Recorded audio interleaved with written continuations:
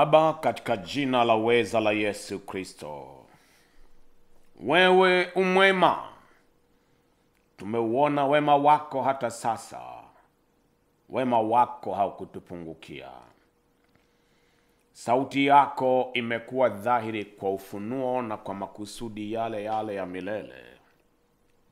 Pokea sifa, shukrani na utukufu kwa jinsi ulivyo, kwa yale uliotutendea na kwa ufunuo wa thamani za milele unaotuamini kwa huo na kuachilia katika maisha yetu. Kwa mara nyingine, kupitia nguvu katika neno, gusa maisha ya kila mmoja anayefungamana kwa kina na kipindi hiki. Maisha yake yabadilishwe kutoka mahala pa ubaya yawe maisha mazuri, kutoka mahala pa giza yapewe nuru, kutoka mahala pa mkwamo yapewe mpenyo na kuendelea mbele. Na wewe uliye Bwana na Mungu utukuzwe kwa yote, katika jina la Yesu Kristo, amen. Haleluya. Ni uzuri ulioje tena kukutana katika fursa ya jinsi hii na nguvu katika neno, majira na nyakati ambazo Mungu amekuwa mwema hasa katika maisha yetu, kwa thamani ya yale yote ambayo ameniamini kwayo na siri za ufalme alizonipa dhamana kwazo. Na si hivyo tu, katika maisha yale ya kuziishi kwa uaminifu, kwani si kila mahubiri yanaweza kuwa neno la Mungu, na si kila neno la Mungu laweza kufanywa mahubiri.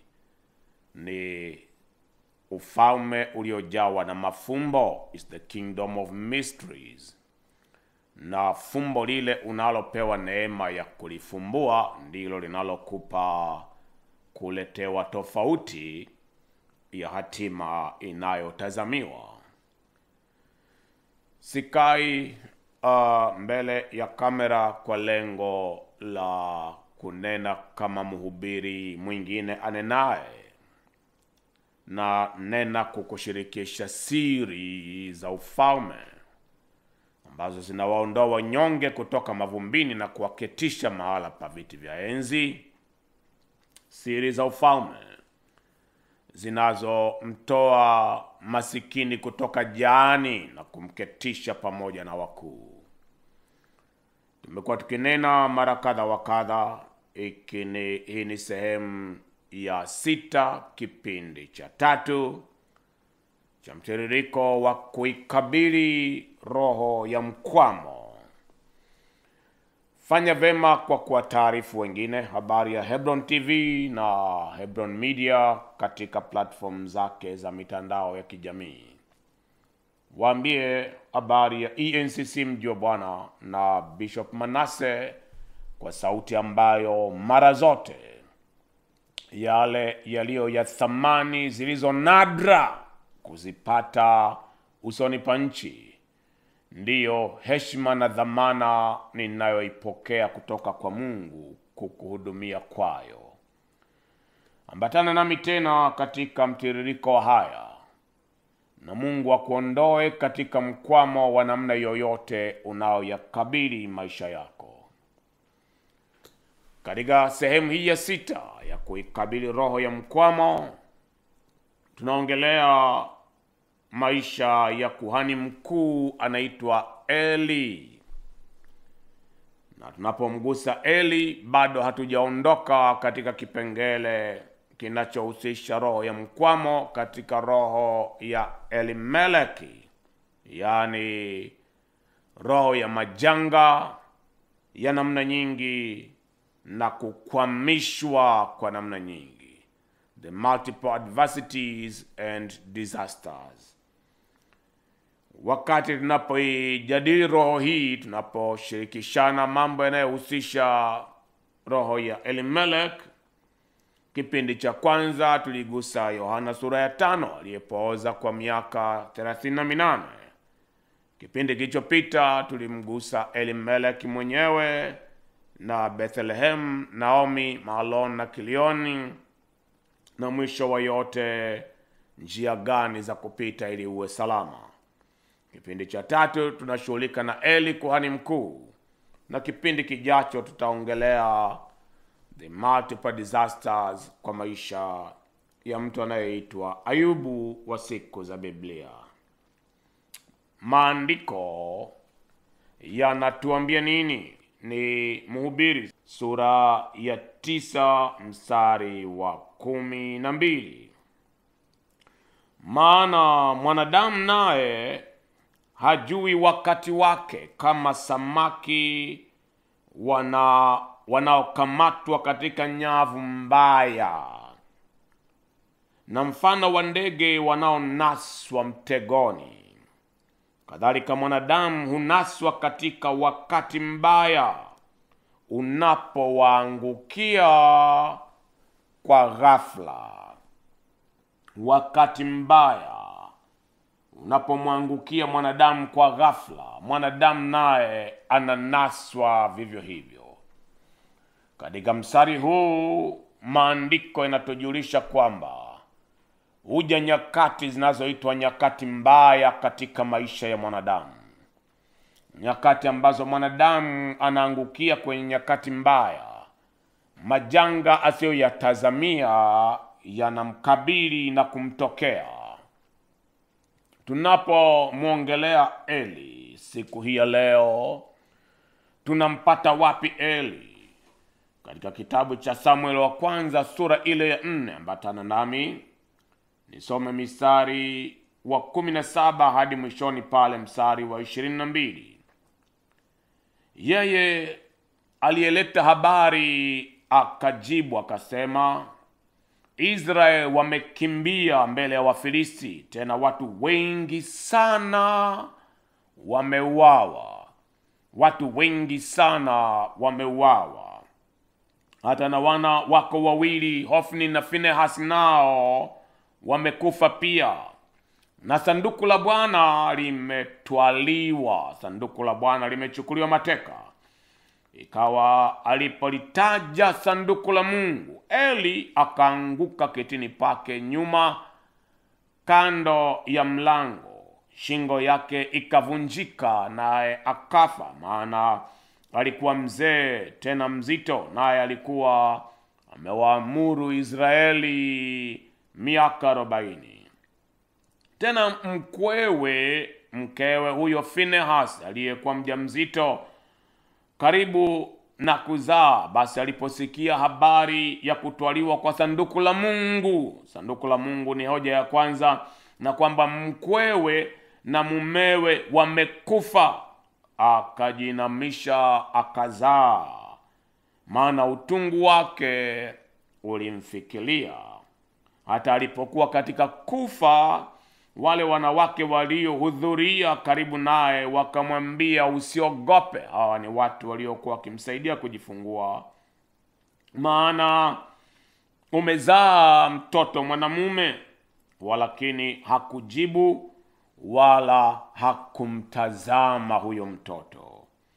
Akamwita mtoto Ikabodi akisema, huo utukufu umeondoka katika Israeli, kwa sababu sanduku la Mungu lilikuwa limetwaliwa mateka, na kwa sababu ya mkwewe na mumewe.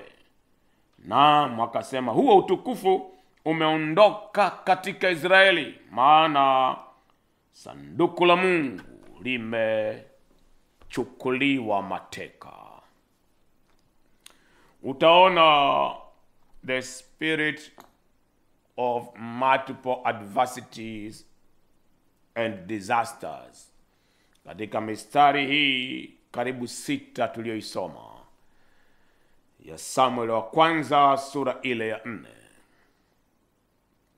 Unapoanza mwanzo wa hiyo habari, utatambua ya kwamba Eli alikuwa na watoto ambao hawamchi Mungu, na Eli alikuwa anawaonya, lakini anawaonya kimzaha, hakuwa yuko serious nao.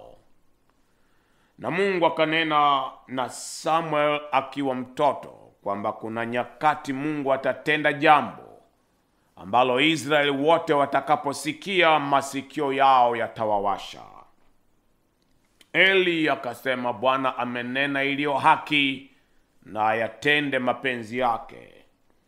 Hili lilikuwa ni kosa kwa Eli, maana Mungu akinena kwa ghadhabu juu ya watoto wako, ingepasa uende kwa Mungu kwa rehema na toba, umsihi Mungu aghairi mabaya, ili awape fursa hao watoto kutengeneza njia zao tena.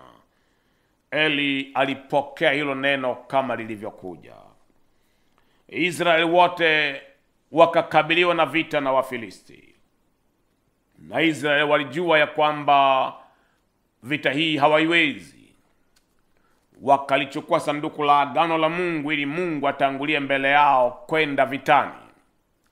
Mara zote Mungu anapojitambulisha kama Mungu anayetangulia mbele yako ili apigane na adui zako, Mungu huwapiga kwa radi, Mungu huwateketeza kwa moto, Mungu huamuru ardhi kufumbua kinywa chake na kuwameza wakiwa hai. Na kwa sura hiyo, kwa mara ya kwanza katika historia ya kuwako kwa taifa la Israel na sanduku, Wafilisti walijipa moyo wakisema, ole wetu, ni nani atakayetuponya na Mungu wa Israeli, kwa kuwa ni Mungu hatari. Akasema, jipeni moyo, pambaneni kiume. Watu hawa wapagani walijipa moyo na wakapambana, na tazama, kile ambacho hakikutazamiwa siku ile kilitokea. Sanduku likatekwa. Mstari wa 17 tunaosoma, mtoa habari anamwambia Eli, watu wengi, sio wachache, wengi, watu wengi wamekufa. Hiyo ilikuwa kama si habari iliyomwingia Eli kwamba kuna cha kumshtoa. Ya pili, watoto wako wawili, wale makuhani maarufu Hofni na Finehas, pia wamekufa. Sawa, hii ilikuwa ni kitu cha kumpa kushtuka kidogo, kwa sababu ni jambo la familia. Alikuwa anangoja kusikia habari ya sanduku la agano, nembo inayowakilisha uwepo wa Mungu, iko wapi? Na huyu mtoa habari aliponena na sanduku la agano limetekwa na Wafilisti, Eli hakuona sababu ya kungoja aione kesho. Alipigwa na mshtuko, akaanguka akafa. Mkwewe, mke wa Finehas, Finehas ni mwanawe Eli, mkwewe, mke wa Finehas, aliposikia habari ya sanduku la agano, kifo cha mkwe wake mzee Eli na kifo cha mumewe kwenye uwanja wa vita, na yeye akamzaa mtoto, akamwita jina lake Ikabod, na huyu mwanamke akafa. Haya ni majanga ya namna nyingi yaliyolipiga taifa, kuipiga madhabahu ya Mungu kwa makuhani hawa, na kuipiga familia ya makuhani. Majanga haya yalidhihirika kwa sura gani katika maisha ya Eli kuhani mkuu? Ya kwanza ni pale ambapo taifa lilishindwa vita dhidi ya adui zao. Taifa lilishindwa vita yake dhidi ya adui zao. Taifa linapokuwa na amani na halina taifa jingine linalopigana vita na taifa hilo, kama tulivyo Tanzania, ni jambo linalokupasa kuishi ukimshukuru Mungu na kumtukuza Mungu kwa kadri unavyoishi. Hatuongei tu vita kati ya taifa na taifa jingine. Saa hii tuna mataifa kama Sudan, ni majenerali wawili wanaopambana ndani ya taifa. Hakuna kinachojengwa, hakuna kinachohudumiwa. Yale waliotumia miaka mingi kuyajenga wanayabomoa kwa mikono yao. Saa hii kuna vita kati ya Ukraine na Russia, wakati Urusi ikiwa inavunja kila kitu cha thamani ndivyo Ukraine inavyoachilia kuhakikisha ya kwamba Urusi haiponi gharama za vita kiwepesi kwa miaka mingi ijayo. Wakati wowote kunapokuwa na amani, omba kwa ajili ya taifa. Na wakati wowote kunapokuwa na sintofahamu, omba kwa ajili ya taifa. Kwa nini?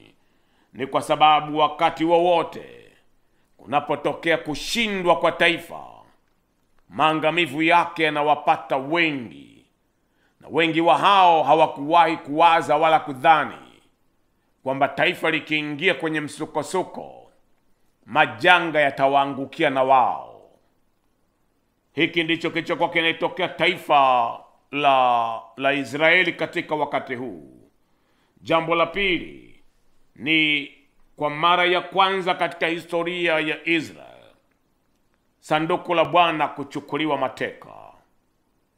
Lilidumu kwa sanduku lililotunzwa na kuhifadhiwa vema.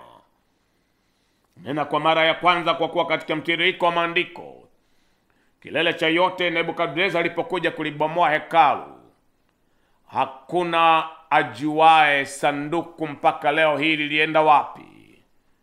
Na sisi tunaoamini juu ya thamani ya yale yaliyokuwa yamefichwa ndani ya sanduku, hasa chungu cha dhahabu cha mana.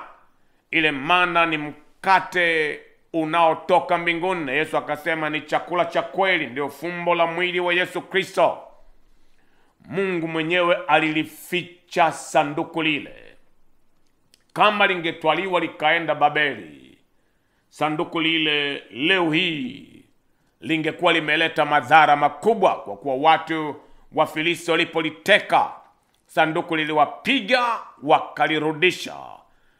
Mahala ambapo ng'ombe waliliacha panaitwa Karkemish, walilifungua sanduku waone ndani kuna nini. Watu 500 walikufa siku ile kwa kule kuchungulia tu ndani ya sanduku. Kwa hivyo Mungu alilihifadhi sanduku lile kwa kulificha mwenyewe, ili wanadamu wasije wakaangamia au wakatengeneza kitu kilicho Mungu kitakachowatenga na uso wa Mungu wa kweli. Sanduku likachukuliwa mateka. Mungu alikubali kufanya kama ameshindwa, ili asije akatetea walio wake wakiwa hawana haki.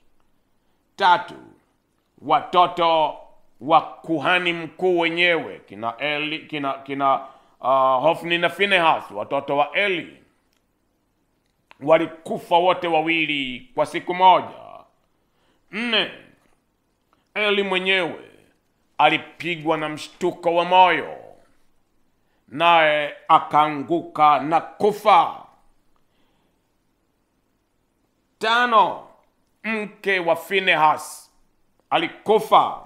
6, Ikabod alizaliwa. Na 7, kila namna ya uzao wa kikuhani na uzao wa viongozi katika taifa ulipotea na kufutika kabisa.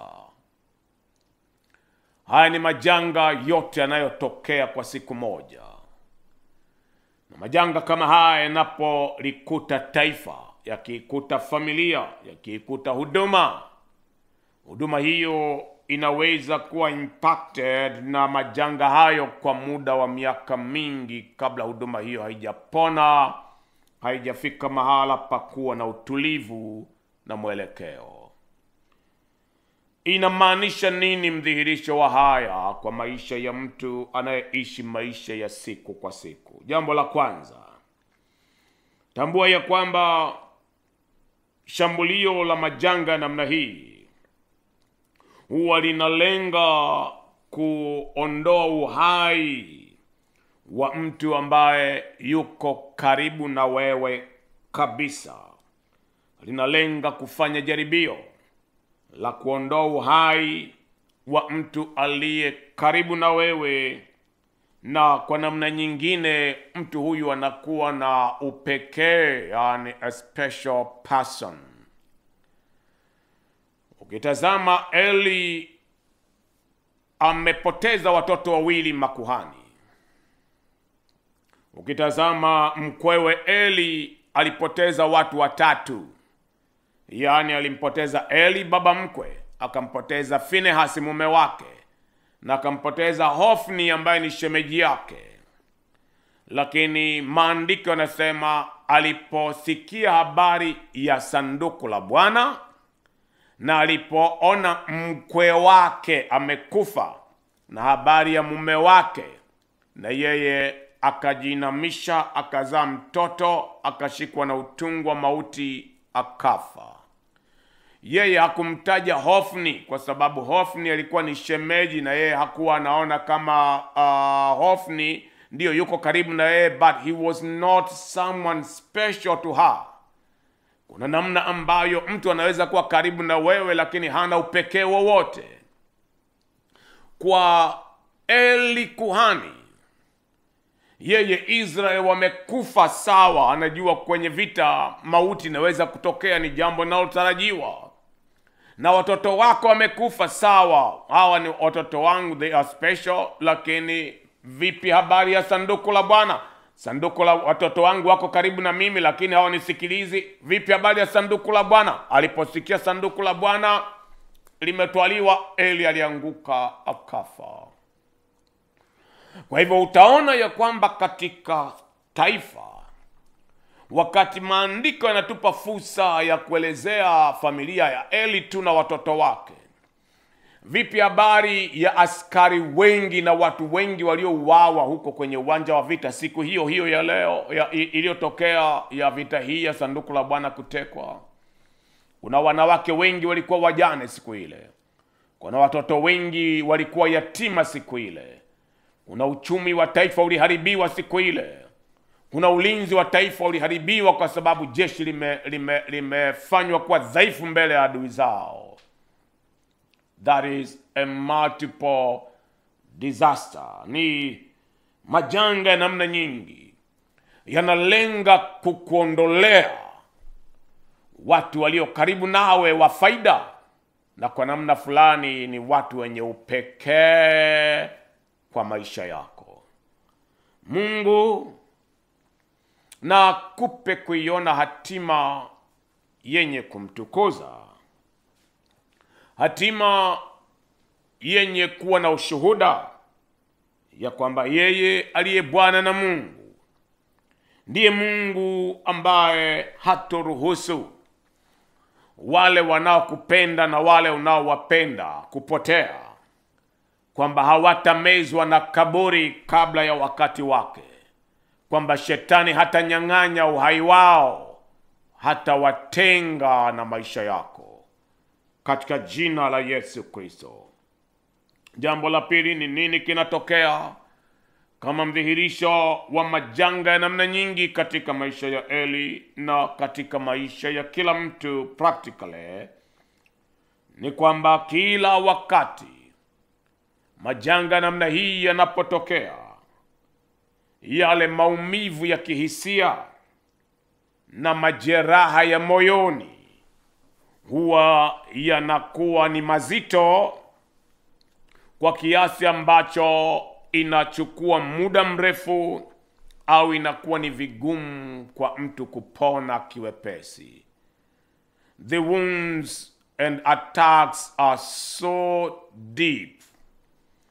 Kuna nyakati ambazo mtu anapoweza kujeruhika katika baadhi ya mambo, watu wanaweza kusema na yeye kwamba haya ni mambo ya kawaida yanawapata watu wote. Watu wote sio mimi, watu wote sio wewe. Mara watu wanaponena mambo haya huwapata watu wote. Ni rahisi kusikika sentensi za namna hizi nasikika kunenwa. Kama hujakinywea kikombe anachokinywea mtu huyu, fumba kinywa chako usinene chochote. Kipindi kijacho tutamnena Ayubu, lakini Roho wa Mungu anamleta Ayubu saa hii kwa ajili ya maisha ya mtu fulani. Maandiko yanasema Ayubu yaliyomkuta yalikuwa mazito. Ndani ya siku moja amepoteza kila kitu. Akakaa kwa muda wa siku kadhaa. Ayubu haongei na mtu yoyote, anagugumia akiwa na uchungu ndani yake. Mara alipoanza kuongea na rafiki zake wamekaa kando yake, mchana kutwa usiku kucha, mchana kutwa usiku kucha, hakuna anayeongea na mwenzie. Kwa nini? Kwa sababu hawajui jeraha zinazomkabili huyu mtu zina kina kiasi gani.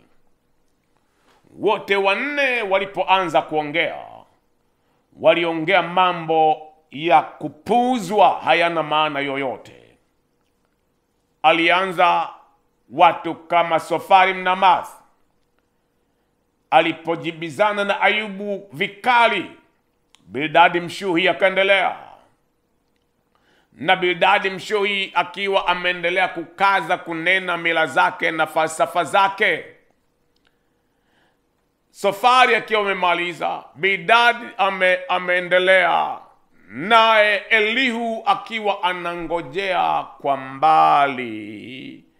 Utadhani kwamba hawa watu wanamsaidia mtu mwenye jeraha. Ndipo mtu anaitwa Elifazi aliye na mvi, aliye na sifa za hekima. Huyu ni Mtemani, naye alinena ubatili. Kijana Elihu mwana wa Barakeli mbuzi alikaa mpaka sura za karibu na mwishoni, akinena, nilidhani mvi zitaongea hekima. Kumbe mvi nazo zinaweza zikaja bila ya hekima. Acheni na mimi ninene. Na mwisho wa yote Mungu alikuja akasema na Ayubu. Naye anaanza kwa kumuuliza maswali, ni nani huyu anayeyapotosha mashauri? Watu hao wote wamenena upuuzi, wamenena isiyo haki. Na wewe Ayubu, je, unaelewa unayoyanena? Sura ya 42 Ayubu anatubu akisema, mimi nimenena mambo nisiyoyajua. Nimenena kwa sababu ya uchungu ulionipata na kwa sababu ya maumivu nilionayo. Hapa ndipo mahala unapokutana na watu ambao kwa sababu ya jeraha na maumivu walionayo mioyoni mwao. Usiwashurutishe kuwapenda watu walio wajeruhi. Ni jambo linalowezekana kuwasamehe, na ni jambo linalowezekana kunena rehema juu yao. Lakini upendo unaosema na kurudishia hadhi uliokuwa nayo tangu hapo mwanzo, it depends with how deep the wounds is. Ni kwa kiwango gani jeraha ilikuwa imeenda kwa kina. Uwe makini na mtu ambaye amesababisha jeraha ndani ya mtu, kama anaweza kurejeshewa fursa alizopoteza. Na maanisha nini hapa? Suala la kuwasamehe watu ni sheria ya roho. Huwezi kuishi ukiweka uchungu, ukawabeba watu mioyoni kwa uchungu, chuki na husuda. Wasamehe, waachilie, lakini weka mpaka baina yako na wao. Watu ambao hawakuweza kuthamini dhabihu uliojidhabihu kwa ajili ya maisha yao, watu ambao hawakujua uliwabeba kwa thamani kiasi gani, wakabeba dhamana zako kiwepesi, wakakutendea kwa hila na kukutenda madhara, na sasa una machungu ya kina kiasi hiki. Wasamehe, waachilie, na uweke mpaka baina yako na wao. Na udumu kuwa baraka kwao, dumu kuwatendea yaliyo mema. Lakini kiwango cha kuwarejeza kwenye privileges za yale ambayo ulikuwa umewapatia ni mpaka kwanza jeraha ulizonazo ziwe zimepona. Mara zote ukimwamini mtu kama bado una majeraha, tazamia hamtaenda vema na mtu huyo, hata kuelewa na hautamuelewa. Mara nyingine atakosea, mara hii hatakosea kwa makusudi, lakini kwa bahati mbaya, na majeraha ya nyuma atakuwa yametoneshwa juu yako, nawe utaishi kama mtu aliye muhanga wa kudumu kwa mtu huyu ambaye anakutendea kwa madhara kiasi hicho. Hii ndio sababu maumivu aliyokuwa nayo mke wa Finehasi wanamtia moyo wakimwambia, umezaa mtoto wa kiume sasa. Maandiko yanasema wala hakumtazama wala hakuwa na mpango wa kumwona, kwa kuwa anachosema nini? Aliyezaliwa anaitwa Ikabod. Utukufu wa Mungu umeondoka. Mimi siwezi kusherehekea kuondoka kwa utukufu wa Mungu. Aliyezaliwa ni fedheha. Siwezi kuitazama fedheha na nijisikie kufarijika. Majeraha aliyojeruhiwa ni mazito kuliko matumaini ya maneno yenu mnayoyanena. Leo hii Mungu ambaye kutoka katika umilele wa kuwa kwake Alfa, naye anafanya njia mahala pasipo na njia. Yeye ndiye tabibu wa kweli, na yeye ndiye zeri ya Gilead. Augange moyo wako, akuponye, akusanye vipande vya moyo wako vilivyotawanywa. Wale unaopaswa kuwasamehe, wasamehe kwa kweli. Na pale unapopaswa kuenenda kwa hekima, pokea hekima ya jinsi ya kuenenda, nawe ukapone na ukabebe uponyaji kwa maisha ya wengine. Jambo la tatu, nini huwa kinadhihirika practically katika habari ya roho hii ya Elimelech inayojidhihirisha katika maisha ya Eli? Ni kwamba huwa kunakuwa na mashambulio ambayo yanaweza kulenga watu wa namna mbili wote kwa pamoja. Kundi la kwanza ni la watu ambao wanamcha Mungu hasa, na kundi la pili ni la watu ambao hawa tunaita ni watoto wa Ibilisi. They are children of the devil outrightly, kwa namna ambayo shetani anawatambua na mbingu zimewakataa.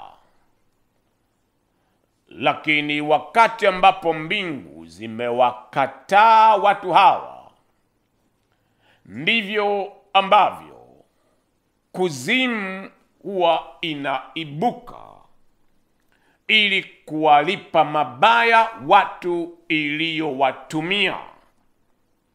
Ni kuzimu imewatumikisha watu hawa, na shetani anapotaka kumpa mtu promotion au kumpa mtu ujira wa mema, umemfurahisha, anataka kukupromote, anakupa zawadi ya mauti, anakupa zawadi ya majanga, anaipiga familia yako.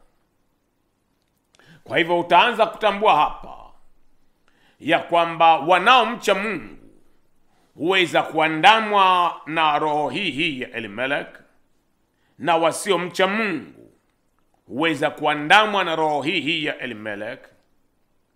Lakini tofauti ni nini? Wale wanaomcha Mungu, hatima zao, mwelekeo wao, shuhuda zao na makusudi ya Mungu katika maisha yao hayawezi kufutwa, hayawezi kuharibiwa, hayawezi kuangamizwa. Kwa Elimelech utatambua ya kwamba safari yote ya Elimelech kutoka Bethlehem kwenda Moabu, na familia yote ikapoteza wanaume hawa watatu, Mungu alikuwa anatafuta tumbo la binti anayeitwa Ruth, ili kwa tumbo hili la Ruth azaliwe mtu anaitwa Obed, ili kwa kiuno cha Obed azaliwe Yese atakaye mzaa Daudi. Daudi anasema, nalifurahia waliponiambia twende nyumbani kwa Bwana. Wanawake wawili wa mataifa wanatajwa katika uzao wa ukoo wa Bwana Yesu. Wa kwanza ni Rahabu na wa pili ni Ruth. Hawa wanawake wawili wanapoingia kwenye tumbo la ukoo wa Bwana Yesu, inakupa kutambua sababu, kujua ya kwamba Yesu Kristo si wa kabila fulani. Yesu Kristo ni wa ulimwengu wote. Kuna tumbo ambalo Mungu amelikusudia kuzaa uzao wa Masihi kwa gharama iwa yoyote. Tumbo hilo litapatikana, litalindwa. Ndivyo lilivyokuwa tumbo la Tamari katika Agano la Kale, mwanamke aliyezaa na mkwewe Yuda, Mwanzo 38 na 39. Unaona nini hapa? Ni yale tunayoyaita mwenye haki anapoangukia kwenye dhoruba au mashambulio. Ili dhoruba na mashambulio hayo yamsaidie kusukumwa na kuyatenda na kuyatimiza mapenzi na makusudi ya Mungu. Lakini yeye aliye mwovu anapoangukia katika majanga ya namna hii, ni ili kusudi mwisho wake uwadie na afutike usoni pa nchi. Chagua leo hii kuwa miongoni mwa wale waliohesabiwa kuwa wenye haki na Mungu, na maisha yako yakaone mwisho wa kuyaona haya yote unayoyapitia yamegeuka kwa ushuhuda wa mambo yatakayomtukuza Bwana. Suluhisho lake ni nini katika haya tunayoyaongea yanayohusu familia ya Eli? Jambo la kwanza, kama wewe ni Eli, unahitaji rehema ya Mungu. Rehema ya Mungu ya kugeuza hukumu. Hiyo rehema ambayo kwa hakika tunasema it has to reverse the verdicts, the divine verdicts over your family. Kuna maisha ambayo Mungu anasema neno. Eli, ilikupasa kwenda kwa Mungu kutwa kucha kwamba Bwana, nimesikia na ulioyasema ni haki. Kwako wewe kuna haki unenapo, kwangu mimi kuna haya ya uso. Nimekosa mimi na wanangu wote. Bwana, rehema zako zisizokoma ni mpya kila asubuhi, ndio maana hatuangamii.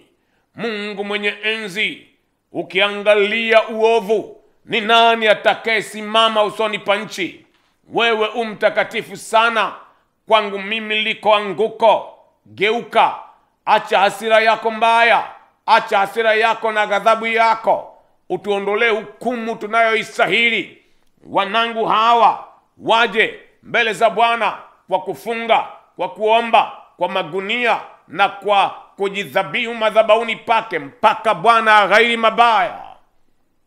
Eli alipoambiwa siku moja nitatenda jambo ambalo kila Mwisraeli atasikia, masikio yake atamwasha, na Eli akasema, Bwana amenena iliyo haki na Bwana amenena iliyo kweli, na akaishia hapo, anaingojea siku hiyo, na majanga yakaja kweli.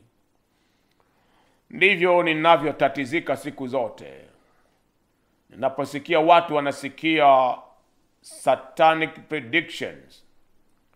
Adui anatabiri mabaya juu yao, wanaota ndoto za mabaya na wanajipanga wakingojea mabaya hayo yaje. Wanakaa wakiyapanga maisha yao kulingana na mabaya yanayotarajiwa kutokea. Sauti ya shetani ikinena, sio lazima aliyonena shetani yatokee. Sauti ya Mungu ikinena, sio lazima yale aliyoyanena Mungu ya kutokee. Kama unajua kwenda mbele za Mungu, Mungu hughairi mabaya. Ndivyo Hezekia alijiwa na nabii Isaya, nabii wa taifa, ambaye anapoona Isaya, kitabu chake tu cha Isaya kinaitwa Biblia ndogo, kina milango 66 na kimegawanyika kama Agano la Kale na Agano Jipya. Milango 39 kabla ya kwenda uhamishoni, milango 27 inayofuata ni ya inaongelea unabii wa baada ya kutoka uhamishoni Babeli. Amenena habari ya jina la Emmanuel, amenena habari ya bikira atakayechukua mwana, amenena na nabii, amenena na mfalme. Chagua ishara leo hii. Je, madaraja ya jua liende madaraja 10 kwenda mbele au lirudi nyuma? nabii aliyeona kiti cha enzi cha Mungu na makerubi na maserafi wakiwa wanamwabudu Mungu, anamwambia mfalme, tengeneza mambo ya nyumba yako, utakufa hakika. Na nabii ameenda nyumbani, anayoyasema yanatokea. Hezekia akasema, naenda kwa huyo aliyekutuma. Akaenda katika madhabahu ya Mungu, akatazama ukutani, mahala ambapo kumbukumbu za dhabihu zake na madhabahu ya Mungu zimeweka kile tunachokiita the memorial altar. Isaya kanena, kumbuka Bwana nilivyoenenda mbele zako, na walio kaburini hawawezi kukusifu wewe. Ibada ya hao walioko huko duniani ndio unaohitaji. Nipe fursa ya kuishi tena ili nitangaze sifa zako. Mungu aliyemwagiza Isaya, alimwagiza Isaya tena kwamba nenda, nimeghairi hata kufa tena. Kama Mungu anaghairi mabaya, ni juu yako kwenda mbele za Mungu ili kila sauti inayobashiri mabaya hayo yabatilishwe. Jambo la pili, nini cha kufanya kabla hujamkabili adui? Tazama na kutafakari njia zako kwanza, na uhakikishe ya kwamba njia zako ziko sahihi mbele za Bwana. Na maanisha nini hapa? Israeli walijua ya kwamba wamefarakana na Mungu. Makuhani walijua ya kwamba Mungu hayuko pamoja nao. Israeli walijua wana makuhani ambao hawana kicho cha Mungu. Na adui wametokea, nao wakasema, tutalichukua sanduku la Bwana, twende nalo katika uwanja wa vita, kuonyesha kwamba Mungu yuko pamoja nasi na yuko upande wetu. Nao hawakujua ya kwamba Mungu hayuko upande wao. Hili ni kosa alilolifanya mwamuzi mwenye nguvu aitwaye Samson. Samson amenyolewa nywele za nadhiri ya agano lake la kuwa na nguvu za kutawala taifa. Naye anasema, nitaenda nje kama siku zote. Hakujua ya kwamba Bwana alikuwa amemwacha. Unaweza kuwa na Mungu uliyekutana naye juzi. Umekutana na Mungu mwaka wa 56. Ulikuwa na Mungu mwaka wa 62. Adui anapoinuka leo hii, jiulize kama Mungu yuko upande wako, au umepoteza kibali cha Mungu, umepoteza neema ya Mungu, na umetengwa mbali na Mungu. Katika miaka hii ambayo si michache ambayo niko katika madhabahu ya Mungu, nimeshuhudia watu wakubwa kwa wadogo, watu ambao walikutana na Mungu, watu ambao utukufu wa Mungu ulidhihirika kwa maisha yao kwa namna ya kutamaniwa sana. Na watu hao waliipoteza neema ya Mungu.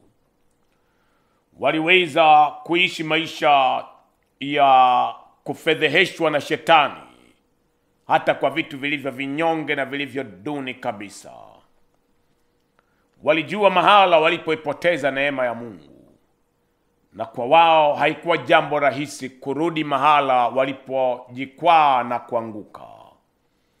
Hii ndiyo sababu Mungu anaongea na kanisa la Efeso. Ananena, rudi, katafute ni wapi ulipoangukia, ukatubu, nawe urejee mahala utakapopokea upendo wako wa kwanza. Mtu yeyote ambaye una mapambano, una makabiliano, adui wanakuzingira pande zote, kabla hujawakabili, tafuta kujua kwanza nafasi ulionayo mbele za Mungu. Je, Mungu yuko upande wako? Je, Bwana anakuridhia? Je, Bwana anakuagiza kwenda kupigana vita hii? Ndipo ukamkabili adui yako.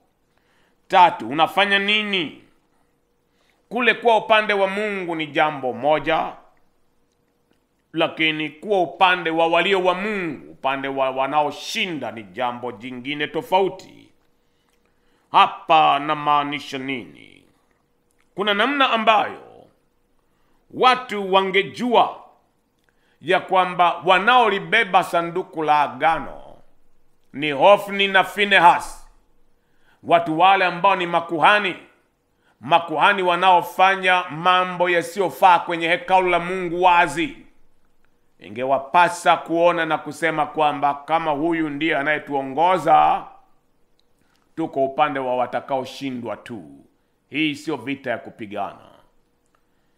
Mara nyingi Mungu hujidhihirisha na kujitambulisha kupitia watumishi wake.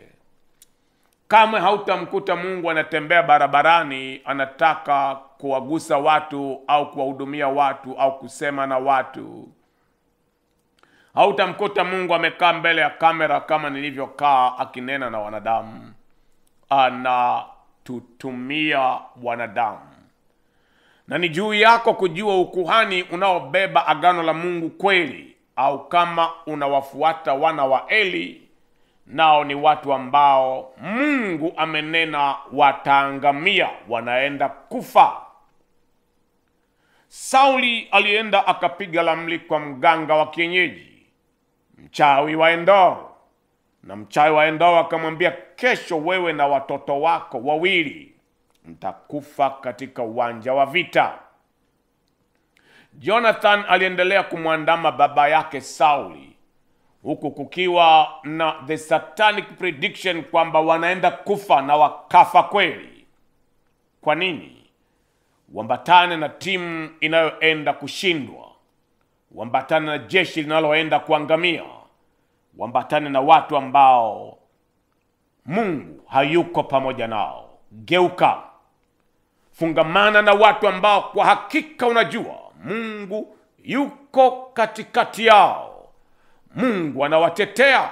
Wanaweza kuwa hawana kitu, wanaweza kuwa kama hawaendi popote, wanaweza kuwa ni kama watu wanyonge machoni pa wenye nguvu walio wengi, lakini kama Mungu yuko pamoja nao, jangwa lao litakuwa vijito vya maji na nyika yao itakuwa bustani ya kupendeza. Bwana atawafanyia njia, Bwana atakuwa mpaji wao, Bwana atakuwa mwinua wa vichwa vyao, na Bwana atakuwa wimbo wa ushuhuda wao. Fungamana nao, na hatima yako kamwe isione kufedheheka. Jambo la mwisho, unafanya nini? Tambua ya kwamba majivuno ya adui wakati wowote wanapoliteka sanduku, majivuno ya adui huwa ni majigambo ya maneno matupu. Na hapa namaanisha nini? Walifurahi Wafilisti kwa mara ya kwanza walipoliteka sanduku. Wakaliweka kwa mungu wao Dagon. Na Dagon alianguka siku ya kwanza, ni kuanguka anguko lililo kishindo kikubwa tu. Siku ya pili alianguka kakatika kichwa na vitanga vya mikono vikakusanywa kwenye kizingiti cha mlango. Mungu huweza kufanya kama ameshindwa vita ili kuwafundisha somo walio wake, lakini adui asifurahi. Kwa hiyo ndivyo Mika anavyonena, usifurahi adui yangu, kwani niangukapo leo hii nitasimama tena. Ndivyo mtunga Zaburi anavyonena ya kwamba mwenye haki huweza kuanguka akashindwa vita mara 7 na mara 7 akainuka tena.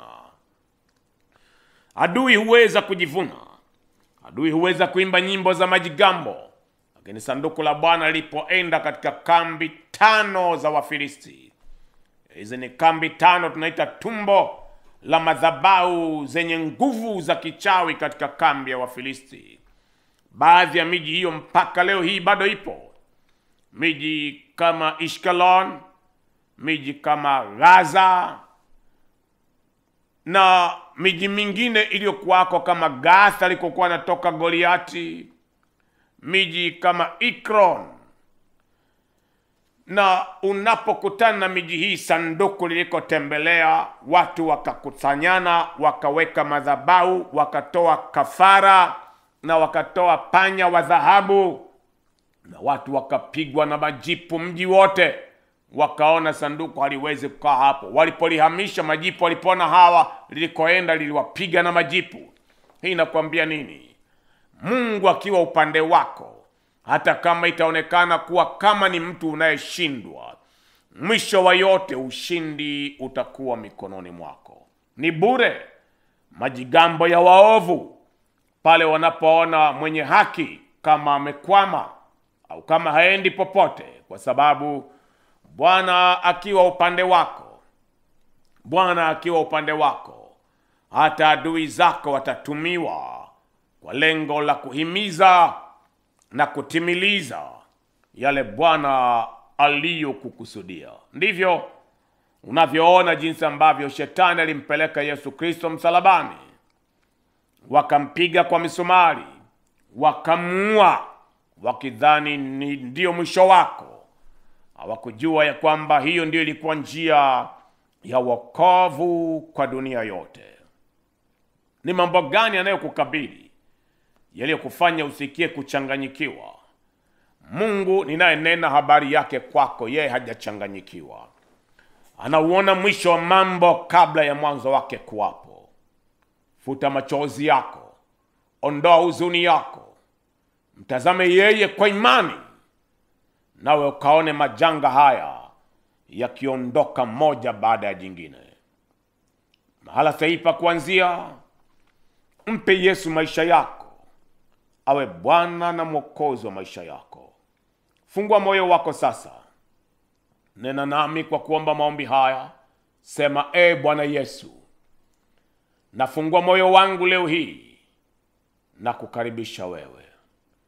Tawala Bwana, roho, nafsi na mwili wangu. Unifanye kuwa wako milele, kwa kuandika jina langu katika kitabu cha uzima cha mwana kondoo. Nachagua wokovu leo hii, nami nitaendelea mbele daima, na kamwe sitorudi nyuma kiroho.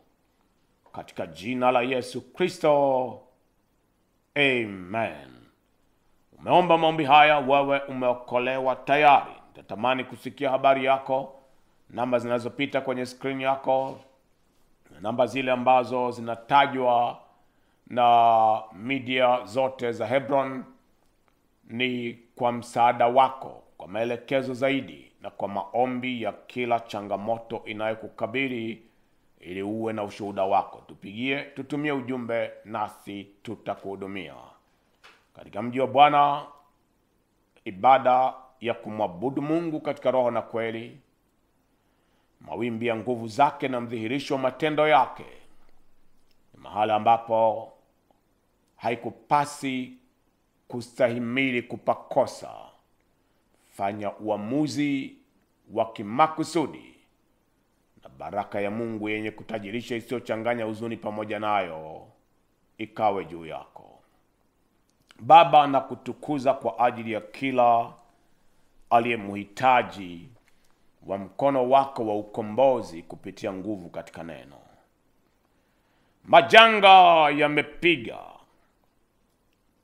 na majanga yamewahusuru pande zote. Wengine wao mioyo yao imejeruhiwa kwa majeraha yaliyo mazito, na wengine wao fahamu zao zimechoka, hawahitaji kusikia tena.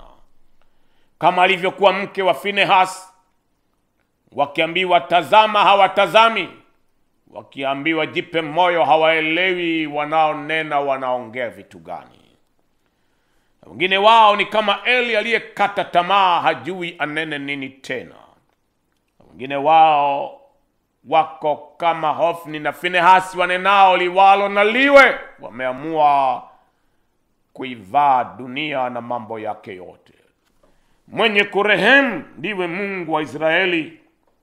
Geuza Bwana umateka wao, uliyemwinua Samueli naye akanena, leo hii jiwe la Ebeneza nalisimame. Hata sasa Mungu ametutendea yaliyo mema. Ingawa kuna machozi, ingawa kuna walio mateka, ingawa kuna waliolala, ingawa kuna waliojeruhiwa, ingawa kuna madeni, ingawa kuna huzuni, ingawa tumeshindwa kuwa na usingizi, ingawa tumefedheheshwa, hata sasa wewe ni Ebeneza. Hata sasa umewatendea yaliyo mema. Hata sasa umewaponya. Hata sasa umewaganga. Hata sasa umewafanyia njia, umewafanyia wepesi. Tenda tena, Mungu wangu. Tenda tena, Mungu mwenye enzi yote. Tenda tena kwa ajili yao. Geuza umateka wao. Wakusanye pale walipotawanywa. Wagange pale walipojeruhiwa. Wainue pale walipotupwa mavumbini. Wafanyie njia pale pasipokuwa na mapito. Jangwa lao liwe vijito vya maji tena, na nyika yao iwe bustani ya kupendeza. Mkono wako usiokuwa na umbali na unyoshwe juu yao, Bwana. Wanaolia kuhitaji rehema, warehemiwe, warehemiwe, warehemiwe. Hao wote waliogeuka hata wasiambatane na njia za wao wanaoandama upepo, wao wanaoandama ubatili. Mungu wangu na mwamba wangu, kwa kazi ya msalaba na kwa damu ya mwana kondoo Yesu, wapokee, wakubali, wafunike kwa rehema zako za milele. Ondoa mauti katika familia hii. Ondoa majanga katika kazi hii. Ondoa mkwamo katika huduma hii. Ondoa giza katika maisha yao. Amuru baraka itakayowaandama na kuwapata. Baraka itakayo yageuza haya yote kuwa shuhuda zao. Baraka ya ijara ya kazi za msalaba. Hiyo ikawe heshima kwao, ikawe baraka kwao, ikawe nguvu na afya njema kwao, ikawe hekima na heshima kwao, ikawe mpenyo kwao, ikawe kuinuliwa kwao, ikawe furaha na shangwe kwao, ikawe ndoa za amani kwao, ikawe uzao wa watoto wenye roho ya akili njema kwao, ikawe taifa lenye kupendana kwa upendano wa kweli, lililowafungia nje wasaliti kwao, katika jina la Yesu Kristo. Baba, asante kwa kuyatenda haya. Jina lako litukuzwe na kuhimidiwa. Jina lako liinuliwe kwa kuyatenda haya. Pokea sifa, shukrani na utukufu katika jina la Yesu Kristo. Amen. Haleluya. Jina la Bwana litukuzwe na kuhimidiwa. Ni ndugu yako Bishop Manasseh DM kutoka ENCC Tanzania na ENCC Mji wa Bwana Mbezi kwa Msuguri, mahala mabaya siporuhusiwa kuharibu kwa upekee wake. Weka nia na ufanye maamuzi. Tukutane madhabahuni uso kwa uso, na furaha ya moyo wangu ni kuona yale yote ambayo Bwana ameyaweka kama dhamana ndani yangu kuwa faida ya hatima yako, familia yako, na yale yote ambayo Mungu ameyaratibisha kwa ajili ya maisha yako.